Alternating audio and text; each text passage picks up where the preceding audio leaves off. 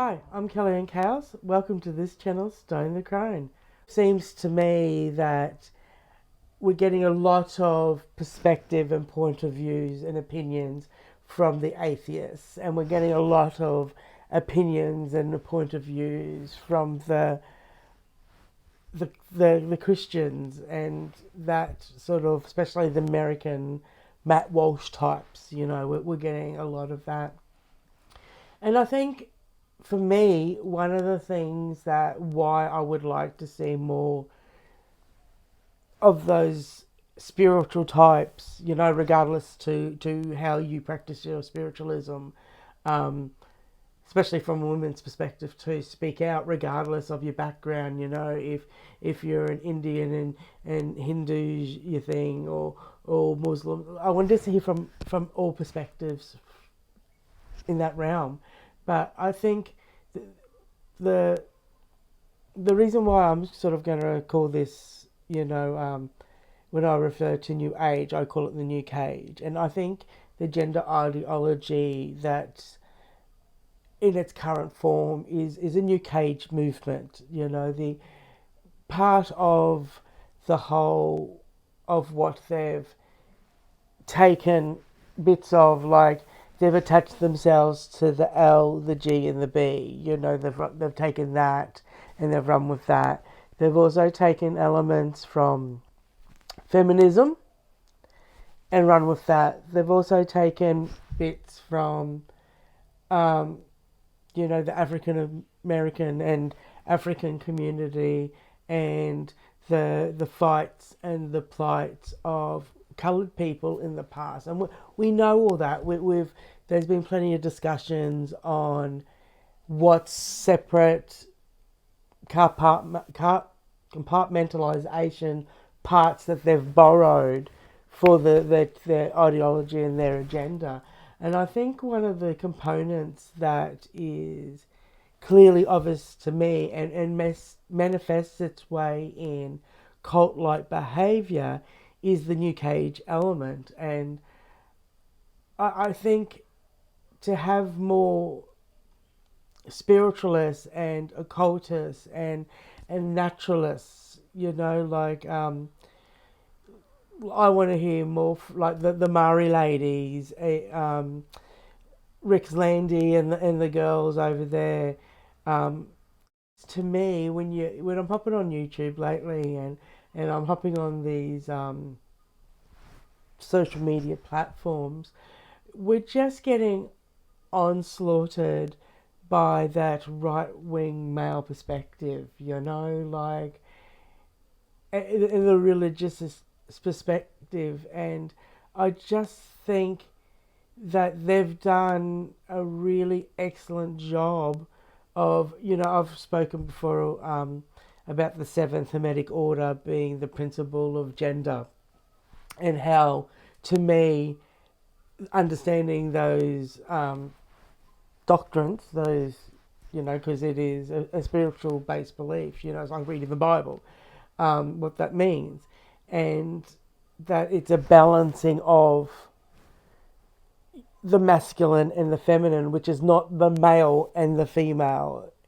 And that's where I think if a lot more healers, witches, people who understood a little bit more of those universal laws, like I spoke again about gravity, the plane wasn't invented, the plane was invented, but gravity still exists.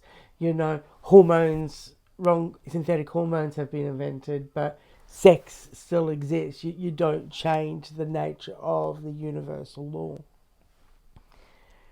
I think that for me, it, even though there's a lot of people who are atheists, and there's a lot of people who are traditionally Catholic or Christian beliefs, find it hard to open up a little bit to the perspective of somebody that has a more spiritual belief. We're kind of automatically, in a way, dropped into the like the woo woo, like I've said, the woo woo sort of section again, and like over the centuries, there's been some really amazing occultists and that are academics as well. Like, so Isaac Newton was an occultist as well as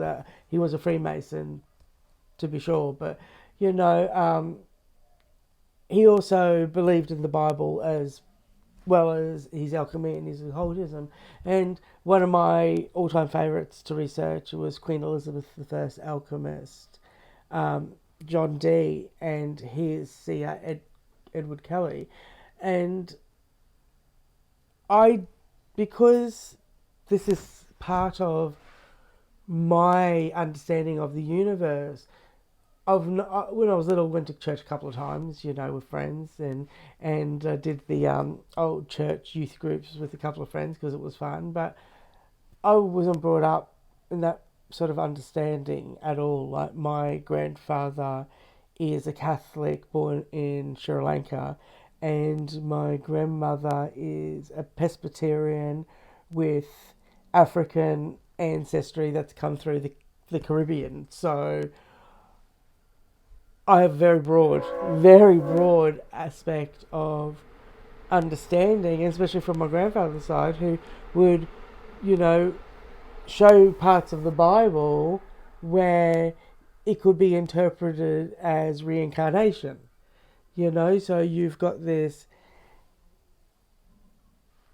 Sri Lankan upbringing. Just think that part of what they've borrowed is the really sick and mind-numbing, brainwashing, spiritual stuff, and embedded that into this new cage religion, which is the trans agenda. They've attached themselves to the B and the G, like I've said. They've attached themselves to the feminism.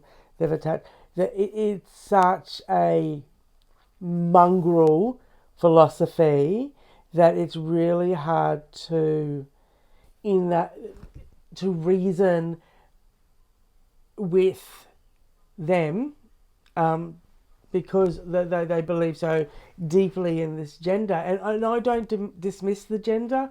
Like I said, it's the seventh principle of the Hermetic Order, but it's like ego, right? It's the same, to me, it's on the same tier as ego, So if ego is not, you don't give over to ego, we end up in a complete utter clusterfuck, if we give over to ego completely. But I don't believe either that you dissolve ego completely either. Like, ego has its place in evolution of the psyche, of the soul, of the whole. Like, with the ego, ego needs to be kept in check. We all know that. Like, if people can live perfectly well with the ego that's completely dissolved, power to them. I can't see how that's actually possible and actually able to be done, but power to them. But gender is the same thing. To go, okay, I understand you probably may have some sort of gender dysmorphia, gender dysphoria. I'm not going to count that out. But there is no gender to manifest if there's no meat so to manifest it in. That's the thing. To honour the temple and the vessel, it has to come first. Has to come first. So it's a real perversion of that particular seventh Hermetic order, in my opinion. And anyway, thank you for listening to my verbal diarrhea. I do not know how this is going to turn out on a video, but new subscribers, thank you for joining the channel. Thank you for hitting that subscribe button. I really do appreciate it. I'll love yous for now. Talk to yous later. Stay loud, my friends. Stone out.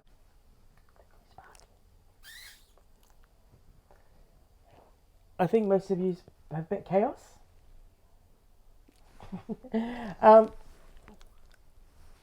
Completely have forgotten where I was going because dog barking, distracted, super distracted.